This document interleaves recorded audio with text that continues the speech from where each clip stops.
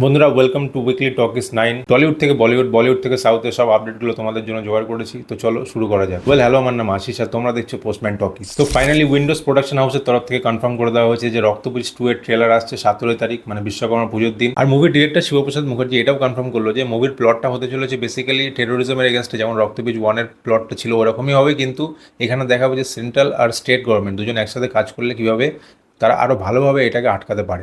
কর্মা নামে একটা web series আসছে হইচইতে, যেটাতে ঋত্বিক, সোহিনী, রীতা ভরি এদেরকে দেখা যাবে। শুধুমাত্র ওই কর্মা না, অনেকগুলো ওয়েব সিরিজ আসছে, যেমন ইন্দ্রুথি অ্যানাউন্সমেন্ট করে দিয়েছে, তারপর রয়্যাল বেঙ্গল রহস্য ফেলুদার, তো এটা ডিসেম্বরে আসছে। আর এদিকে আড্ডা টাইমসেও ফেলুদা ফেরত সিজন 2, যেটা যত কাণ্ড কাঠমান্ডুতেই, তো এটারও কিন্তু অ্যানাউন্সমেন্ট ভিডিও চলে এসেছে। আর টিজারটাও একটু আগেই আসলো, আমি ওটার ভিডিওটা কালকে বানাবো।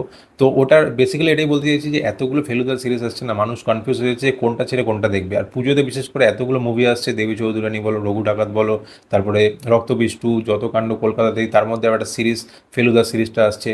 তো সিরিয়াসলি মানুষ বুঝতে পারছে না যে কোনটা দেখবে, এতগুলো কন্টেন্ট একসাথে।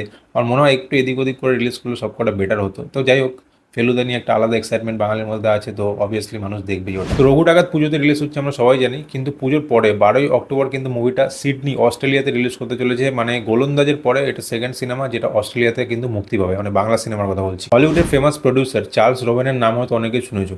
ওপেনহাইমার, ব্যাটম্যান, দি ডার্ক নাইট, এই সমস্ত যে বড় বড় মুভি, আরও বড় বড় মুভি আছে, নামগুলো আমি বলছি না, এই সমস্ত মুভিগুলোকে কিন্তু প্রডিউস করেছে। আর প্রোডাকশন হাউসের নাম হচ্ছে অ্যাটলাস এন্টারটেনমেন্ট, তোমরা অনেক মুভিতেই দেখেছো। তো তারা কিন্তু রামায়ণ মুভিটাকে কিন্তু কো প্রডিউস করছে, এটা অফিসিয়ালি অ্যানাউন্সমেন্ট তারা করে দিয়েছে। আর আমরা সবাই জানি যে রামায়ণের স্কেলটা কতটা বড় হতে চলেছে, কোন লেভেলে হতে চলেছে। তো আগে যত আপডেট আসবে সব শেয়ার করব, দেখা যাক কী হয়। খুবই ইন্টারেস্টিং লাগছে এখন অবধি। তো কার্তিক আরিয়ান আর অনন্যা পান্ডের যে আপকামিং মুভি তু মেরি মে তেরা তু মেরি, নাম এগুলো যাই হোক, রিলিজ করার কথা ছিল 2026-এ, বাট ওটা কিন্তু অ্যাডভান্স রিলিজ হচ্ছে 31শে ডিসেম্বরে এই বছরে রিলিজ করা হচ্ছে মুভিটা। আর এদিকে শাহিদ কাপুরেরও একটা আপকামিং মুভি অ্যানাউন্সমেন্ট হয়ে গেছে, যেটার নাম হচ্ছে ও রোমিও। বিশাল ভারদ্বাজ মুভিটাকে ডিরেক্ট করছে, সেই 2009-এর ডিউটি কামিনে। তো ওটা কি আবার ফিরে আসবে, দেখা যাক। প্রভাস আর হানু রাঘবাপুরের যে আপকামিং প্রজেক্ট ফৌজি, তার শুটিং কিন্তু শুরু হয়ে গেছে। তো এটা কিন্তু একটা হিউজ স্কেলের 1947-এর একটা প্লট দেখানো হবে। তো এটা নিয়ে কিন্তু অনেক এক্সপেকটেশন আছে ফ্যানদের মধ্যে। আর এটাও বলা হচ্ছে যে প্রভাসের স্পিরিটের শুটিং শেষ হওয়ার পরে কিন্তু সে এইটার মুভিটা পুরো ফুল ফ্লেজের শুটিং স্টার্ট করে দেবে। আর স্পিরিট থেকে একটা আপডেট দিয়ে দিই, স্পিরিট থেকে বলা হচ্ছে 70% শুটিং কিন্তু মুভির কমপ্লিট। আর এটাও কনফার্ম করা হয়েছে, সন্দীপ রেড্ডি বাঙ্গা নিজেই বলেছে যে এই মুভিতে প্রভাসের দুটো লুক হবে, একটা হচ্ছে গোপ সমেত হালকা, আর একটা হচ্ছে লং বিয়ার, যেমন আমরা ইয়াসের দেখেছিলাম কেজিএফে। তো it's gonna be very exciting. আর স্পিরিটের পরে কিন্তু আরেকটা মুভিও রেডি আছে, প্রশান্ত বর্মার স্ক্রিপ্ট রেডি, যে হনুমান মুভিটা রিলিজ করেছিল। আর হনুমানের পর জয় হনুমানও আসছে, যেখানে ঋষভ শেট্টিকে আমরা দেখতে পাবো। সবাই তোমরা জানো এই আপডেটগুলো, কিন্তু কথাটা হচ্ছে যে ডিরেক্টর বলেছে, প্রশান্ত বর্মা বলেছে যে সে মানে স্কেডিউল পাচ্ছে না প্রভাসের সাথে। প্রভাস এতটাই বিজি, এতগুলো শুটিং একসাথে করছে, যেমন সালার 2, স্পিরিট, তো সে টাইম দিতে পারছে না। তো ওইগুলো কমপ্লিট না হওয়া অবধি এই মুভির শুটিং শুরু হচ্ছে না। তো এইটাও কিন্তু একটা বিশাল বড় স্কেলের একটা মাইথোলজিক্যাল ড্রামা হতে চলেছে। মাহাবতার নার্সিমার সাকসেসের পরে 3D অ্যানিমেশন মুভিতে কিন্তু বেশ জোর দেওয়া হচ্ছে, আরও অনেকগুলো প্রজেক্ট এরম বানানো হবে। এখনও অবধি ফাইনালি একটা প্রজেক্ট কনফার্ম করা হয়েছে বায়ুপুত্র বলে, যেটা লর্ড হনুমানের উপরে স্টোরির উপর বেস থাকবে।